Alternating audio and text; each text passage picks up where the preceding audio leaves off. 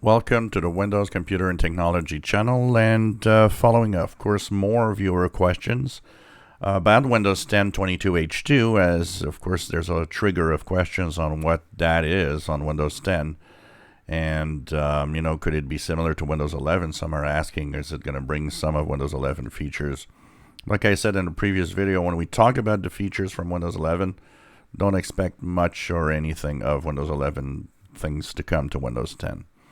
That said, 22H2 is a thing. It's going to happen in October. Microsoft finally, in a very small phrase at the end of a blog post, mentioned that Windows 10 22H2 is coming this October. I have it here on my PC, and some of you might have already jumped to this new version of Windows 10. The thing is, if you're looking for new features, you won't find them even if you have it installed. And a lot of the, actually, even with the 22H2 package installed for the update here, what happens is that Microsoft is still keeping the new features turned off. It will actually be when the official build number and the official build for Windows 10 22H2 gets out that they are going to be turned on. So only this coming October. Now, that said, yes, there's definitely ways to turn them on before. But that said, what it's going to bring, what we know is happening. One of them is a change in the notifications area. So if you are using, anything that is a focus assist or do not disturb and so on, there will be a few things that are going to be changed here in helping you in Windows 10 manage the notifications area and so on.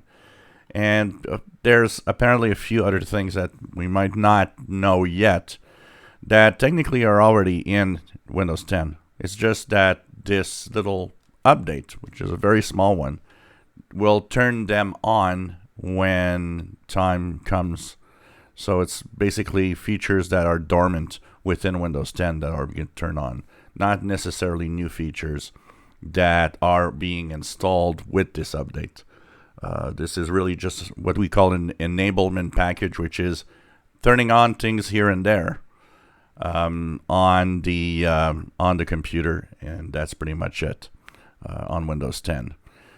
Don't expect any big changes. There won't be, and you won't see any front-facing new features that are going to be amazing.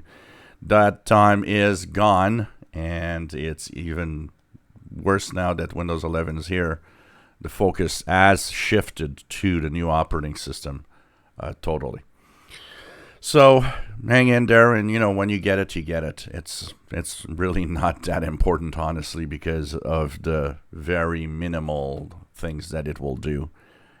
You will eventually have to move on to at least this version if you want to continue having support for Windows 10 until 2025, but it's nothing major. If you enjoy my videos, please subscribe, give us thumbs up. Thank you for watching.